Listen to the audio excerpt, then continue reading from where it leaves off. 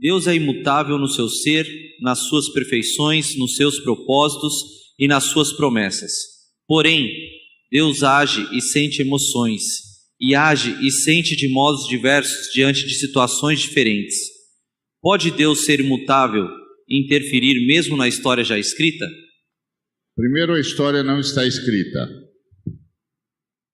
Vamos começar por aí. Determinismo não é uma doutrina cristã. A história não está escrita. Determinismo é uma teologia kármica. É uma teologia kármica ou uma teologia islâmica. Nós cristãos não acreditamos em determinismo. Então a história não está escrita, está definida, não está escrita. Vai terminar em salvação, porque Deus vai interferir tantas vezes quantas forem necessárias para que o seu propósito redentor se cumpra. Ponto. É por isso que Deus tem um sem número de intervenções na história no Antigo Testamento e no Novo Testamento. Intervenções de juízo com relação a nações que colocaram em risco a existência, ou que colocariam em risco a existência de Israel. Intervenção na vida de israelitas que colocariam em risco a vida de Israel. Ações tais como exílio, destruição e mudança de reis, de dinastias, são todas interferências históricas de Deus e de Deus na história para levar Israel e, depois disso, a igreja ao que ele decidiu que fará em termos redentor. Tudo que você sabe em termos de história que está nas Escrituras Sagradas tem a ver com a onisciência de Deus. E todas as intervenções de Deus na história têm a ver com a soberania de Deus. Onisciência é o atributo da Trindade que permite à Trindade saber todas as coisas, o tempo todo, sobre todo o mundo, a qualquer tempo, sem precisar determinar nada. Isso é onisciência. E soberania é o atributo da Trindade que lhe permite intervir em qualquer coisa, a qualquer hora e a qualquer tempo, segundo o seu propósito redentor. Ponto. Então, primeira coisa, a história não está escrita, está vista, mas não está escrita. Vai ser direcionada todas as vezes que forem necessárias para o propósito redentor de Deus, mas não está escrita. Deus não é determinista. Deus a ninguém tenta e por ninguém pode ser tentado. Portanto, Deus não é o pai da maldade. Deus não faz o mal. Deus não intenta o mal e Deus não usa o mal. Deus interfere no meio da maldade expressa por suas criaturas que por causa da queda se tornaram antítese de si mesmas. Deus interfere nessas circunstâncias, nessas ações, sempre com seu propósito redentor e em relação àqueles com quem ele tem um pacto, de tal maneira que todas as coisas redundem para o bem. Então, vamos estabelecer isso por princípio. Por princípio. Depois disso, a gente trabalha a sua pergunta, que é: Deus tem sentimento, etc, etc, etc? Tem. Mas quando você está falando de Deus agindo na história, você está falando de Deus em estado de kenosis. Deus em estado de kenosis, de esvaziamento. Porque toda a ação de Deus, desde o Antigo Testamento, desde o primeiro versículo de Gênesis até o último versículo de Apocalipse, é Deus em estado de kenosis, de esvaziamento. Se você não trabalhar com essa noção, você perde a noção da interferência de Deus na história e da ação de Deus na história. Por quê? Porque a Trindade decide criar. A Trindade decide criar e estabelece um relacionamento na Trindade que é possível ser assemelhado pela criatura, que é o relacionamento Pai, Filho e Espírito Santo. Paternidade, filidade e maternidade. Esse relacionamento é possível ser assemelhado na criação. A condição de todo-poderoso, onisciente, eterno, imutável, imortal de Deus não pode ser assemelhada na criação.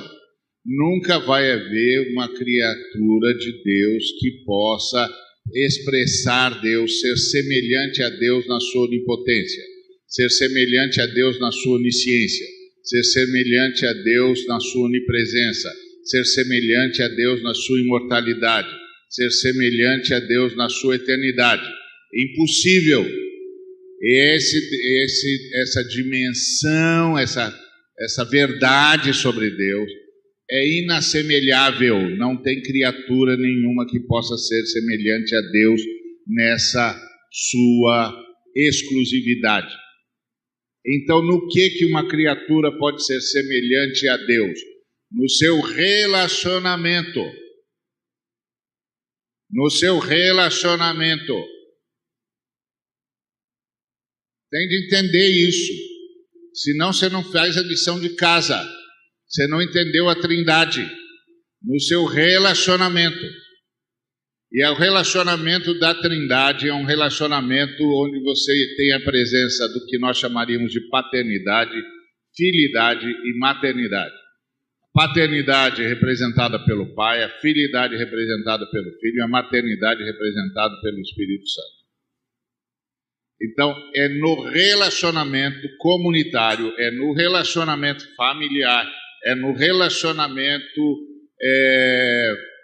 nessa profunda comunhão que a Trindade pode ser assemelhada. Por isso que a humanidade é imagem e semelhança de Deus, porque guardadas as devidas proporções, nós somos as únicas criaturas de Deus capazes de expressar o que só Deus conhece, unidade, onde mais de um é um só. E isso é no relacionamento, a unidade que a Bíblia chama de amor. Bom, isso tudo já é um movimento de esvaziamento da Trindade. Porque a Trindade está criando, não está se reproduzindo. Está criando, portanto está criando sempre alguém inferior a si. E qualquer ser inferior à Trindade é infinitamente inferior. Porque qualquer criatura é finita e a Trindade é infinita. Portanto, qualquer criatura é menor que a Trindade, portanto, menor que o infinito, e qualquer coisa menor que o infinito é infinitamente menor. Então, é aqui que você começa a entender a relação da criação e a criatura. Isto posto, quando nós estamos falando em imutabilidade de Deus, nós não estamos falando de um Deus inamovível, nós estamos falando de um Deus estável. Entendeu? Quando você fala isso, você evoca Agostinho. Agostinho acreditava que Deus era inamovível, mas Atanásio nos ensinou que Deus é estável. Portanto, Deus não pode ser instabilizado nunca. Deus é estável. O que ele se dispôs a fazer, ele fará. O que ele disse que faria, fará. O que ele prometeu está cumprido. Ele é estável. Nada altera a estabilidade de Deus. Deus não pode ser surpreendido. Não é inamovível. É estável. Diferente.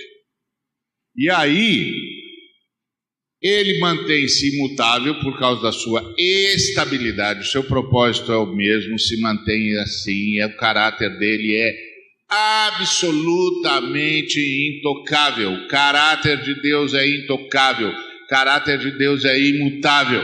mas Deus faz movimentos na sua relação com a criação. E um dos movimentos de Deus na sua relação com a criação é a kenosis. Tende em vós o mesmo sentimento que houve em Cristo Jesus, que sendo Deus, não julgou por usurpação o ser igual a Deus, mas a si mesmo se esvaziou, assumindo a forma de servo, e achado em figura humana, se humilhou, sendo obediente até a morte, morte de cruz. Isso é um movimento. Isso é um movimento. Então isso quer dizer que Deus não é inamovível, Deus é estável. Senão não podia ver o Cristo. Ok? Isso parece fazer sentido? Então, isso é a fé cristã. Isso nem os judeus viram, só nós vimos. Ok? Por isso que nós damos aulas aos rabinos e não os rabinos a nós.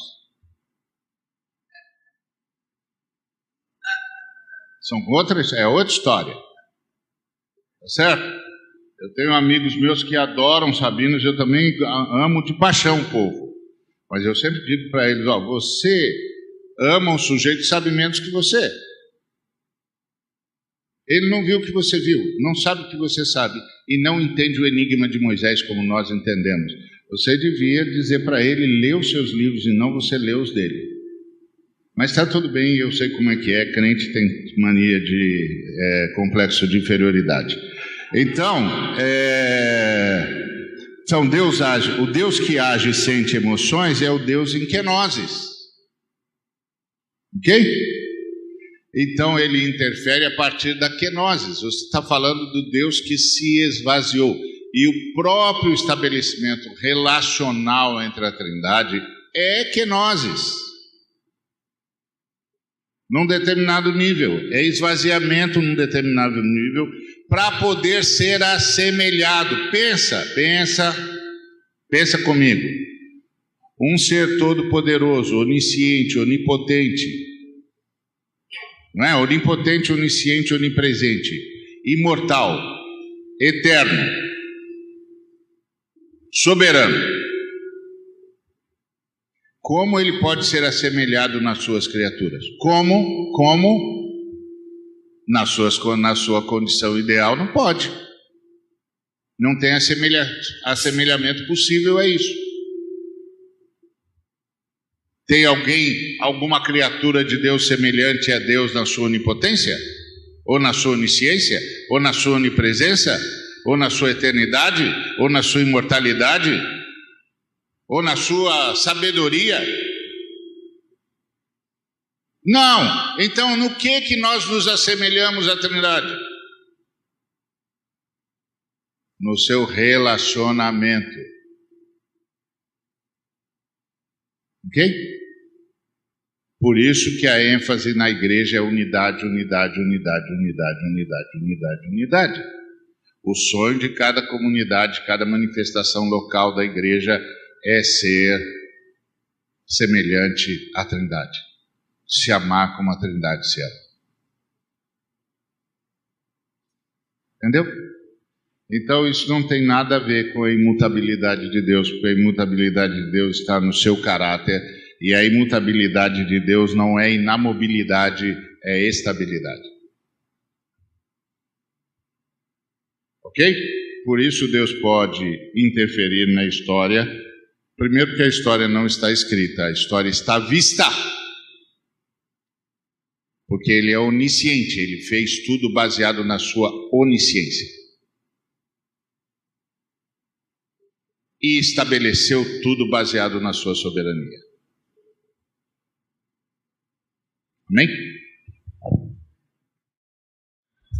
Durante a fala eu imagino, porque eu também pensei assim, em alguns textos em que você ouve a expressão que Deus se arrependeu, Deus mudou de ideia, tomou uma decisão diferente daquela que Ele tenha dito. Isso não altera a imutabilidade de Deus, porque tudo serve a Deus, inclusive a sua palavra. Tudo serve a Deus. Isso não altera. Uma das questões que às vezes embaralha a nossa cabeça é tentar entender o movimento de Deus na nossa vida como indivíduos. Mas nós precisamos entender que Deus movimenta em direção à igreja também como indivíduos, mas de forma coletiva. Então, muitas decisões que Deus tomou em relação à igreja não foi por conta da cor dos nossos olhos. Foi pelo seu amor à igreja. Por toda a igreja. Por toda a igreja. Sentimento, quando nós estudamos na teologia, é uma das primeiras coisas que nós aprendemos na escola bíblica dominical, que Deus é pessoa porque pessoa possui sentimentos. Nós entristecemos o Espírito Santo.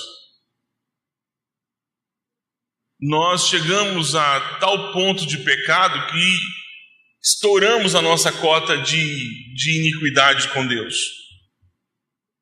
Deus se ira. Então, esses movimentos, essas ações de Deus, o Ari disse sobre a kenosis de Deus, demonstra mais amor do que necessariamente fraqueza. Não é que Deus se tornou fraco, é que Deus se tornou acessível. Porque só o fato de nós conseguirmos dialogar a respeito da Trindade significa esvaziamento. Só o fato de nós podermos pensar sobre a Trindade significa que Deus esvaziou-se, tornou-se acessível, porque o lugar onde Ele está, nenhum olho conseguiria discernir ou chegar a alguma conclusão. Então é prova de amor. Não é prova de uma fraqueza ou de dúvida, conforme alguns do teísmo aberto querem declarar que Deus é tão inocente na história ou é tão desligado da história quanto nós. E não é verdade. Todo ato, todo gesto de Deus é um gesto de bondade e é um gesto de amor. É complicado, no dia a dia, transformar essas afirmações teológicas em conclusões práticas. Porque não é fácil você estar com alguém que está passando por um momento de muita dificuldade, ou você mesmo está passando, entendendo que tudo que está acontecendo na sua vida provém de um Deus que decide sobre nossas vidas. Isso é um ato de amor. Isso é um ato de amor. Então eu tento entender tudo que Deus faz como um ato de amor e me submeto a esse ato de amor. Acho que foi muito bem resumido essa proposta colocada pelo pastor Ariovaldo. Deus é imutável, ele não há variação em Deus. No entanto, Deus não é estático. E Burjac também seguiu a mesma linha. E quando ele argumenta, que geralmente surge na cabeça de algumas pessoas, mas então Deus muda de ideia, não muda de ideia, Deus se arrepende, não se arrepende. Como é que funciona essas questões no texto bíblico? A própria proposta da kenosis em Jesus, alguns dizem, alguns, ao meu ver, erroneamente, diz que Jesus, embora sendo Filho de Deus, o Verbo encarnado, mas o processo de esvaziamento fez com que ele deixasse de ser divino, porque ele deixou os seus atributos. Na verdade, a proposta do esvaziamento não é que ele deixou de ser divino. O poder estava à sua disposição, mas ele optou por não usá-lo. Na própria crucificação, quando Pilatos diz a ele, você não sabe que eu tenho o poder de te soltar, de te prender, em outras palavras, de te dar a vida ou não? Jesus então diz a ele, você não teria poder nenhum se do alto não lhe fosse dado. Então faça logo o que você tem que fazer. E, em outras palavras, Jesus estava dizendo, eu não jogo segundo as suas regras, o meu reino não é deste mundo. Se eu quisesse, veriam aqui milhares e milhares de anjos e me defenderiam. Ou seja, estava à disposição dele intervir naquela situação, mas ele optou por não o fazer. O poder divino estava ali à sua disposição, porque era o verbo encarnado, mas ele optou por não usar esta dimensão desse poder divino para que pudesse sofrer, enfrentar a cruz em nosso lugar, como cordeiro mudo que foi levado ao matador. Outra perspectiva dessa questão do Deus imutável é que Deus, ele é bom, ele é tão bom hoje quanto foi bom ontem e será bom amanhã. Não há variação em Deus. E isso nos garante que as promessas de que Deus nos fez ontem se cumprirão, porque não há variação em Deus. Não depende do humor de Deus. Se Deus hoje está de mau humor, ele não vai me abençoar no dia de hoje, porque ele não acordou muito bem hoje. Então não há variação em Deus. Deus, ele é a imutabilidade de Deus. Então isso nos dá a certeza que nós cremos hoje, que nós servimos hoje ao mesmo Deus bom, justo, fiel, amoroso, gracioso, daquele dia que nós o aceitamos como Senhor e Salvador da nossa vida. Deus é imutável. Mas e Deus, afinal de contas, ele muda de ideia ou não muda? Destrói Nínive, não destrói Nínive. Ezequias, você morre, Ezequias, você não morre. Deus mudou de ideia ou não mudou de ideia? Então, na verdade, seguindo o raciocínio dos meus colegas, não é que Deus muda de ideia. Para quem fez a pergunta, dentro dessa imutabilidade de Deus, dessa onisciência de Deus nas suas perfeições, nos seus propósitos, nas suas promessas, a justiça de Deus permanece a mesma. E naquele momento, naquela situação de Nínive, naquela vida que Nínive vivia, naquela situação presente, Deus estava julgando o povo e o povo seria destruído. A justiça de Deus, o julgamento de Deus, o povo estava em ato de condenação. No entanto, o povo mudou, no entanto, houve a mensagem, no entanto, houve arrependimento da parte do povo. Então, a situação mudou, a justiça de Deus permaneceu a mesma. Como Deus é imutável, a justiça de Deus permanece a mesma. Houve arrependimento, não haverá a destruição, porque houve arrependimento da parte do povo. Não é que Deus mudou, não houve variação na justiça ou no amor da graça de Deus. Muito pelo contrário, ela permaneceu como ele permaneceu, como um Deus justo, bom, amoroso e misericordioso. As pessoas mudaram. Ontem, na palavra de pastor Paulo Capelletti, isso ficou muito claro, da história do esquartejador da Cracolândia, por exemplo, que ele contou ontem. A pessoa entendeu o amor de Deus, o perdão de Deus, a graça de Deus, e obviamente ele parou de fazer isso e entendeu que o que ele fazia era um erro. E o evangelho tem esse poder, ele muda a vida da pessoa, ele muda o rumo. Isso entende como arrependimento que vem através, o perdão traz isso.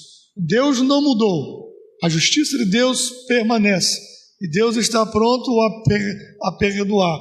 E as pessoas dizem, não, Deus mudou de ideia. Não, Deus não mudou de ideia. Deus permanece imutável com seus atos de justiça, de graça e de misericórdia. No entanto, se houve arrependimento, há perdão e é um novo caminho. Deus não muda. A sua justiça permanece em ação. Por sua onisciência, ele conhece o futuro, mas ele intervém com a salvação, com a graça e com a misericórdia. Eu só queria falar uma coisa. Qual é a diferença, ou por que Deus, sendo onipotente, onisciente, imutável, ele não é um monstro? Qual é o motivo que faz com que Deus não se torne um monstro? Porque se ele está em todos os lugares, ele sabe tudo, e ele tem todo o poder, como que Deus não se transforma num monstro? Só por causa do amor dele. O amor dele também é um atributo que equilibra todas as coisas. Então, a presença de Jesus, tanto onisciente, onipotente e onipresente, também está todas as qualidades. Que atributo talvez o corintiano não vai saber o que é, né? Então tem que mudar para adjetivo, qualidade, alguma coisa assim. Então, é uma das coisas que nós precisamos entender. Onde Deus está, toda a qualidade dele está. E o amor também. Então é algo que não se desliga nenhum dos atributos. A teologia sistemática, ela vai compartilhar de todas as coisas e dividir para que a gente possa entender. Porém, aonde eu estou, todas as minhas qualidades estão. E por isso ele não se transforma num monstro, né? Agora, se nós formos ver a nossa humanidade, se nós temos poder, se nós sabemos de mais coisas, e se nós podemos estar em alguns lugares, nós vamos nos transformar em monstros, desumanos. Então, o que a gente precisa assumir dessa imutabilidade que nós não conseguimos ter é essa relação que o Ari disse. A relação nós podemos ter. Relação de amor, de conhecimento, de partilhar as coisas, de dividir a nossa vontade, o nosso desejo. Isso faz com que a gente tenha a semelhança na relação. E eu acho que uma das coisas, saindo um pouco fora do tema, é o que está faltando no nosso meio. Uma relação de amor verdadeiro, onde nós dividimos como Deus dividiu as coisas com a humanidade, né? Ele dividiu o que ele tinha de melhor. E nós, será que dividimos o que nós temos de melhor? É isso.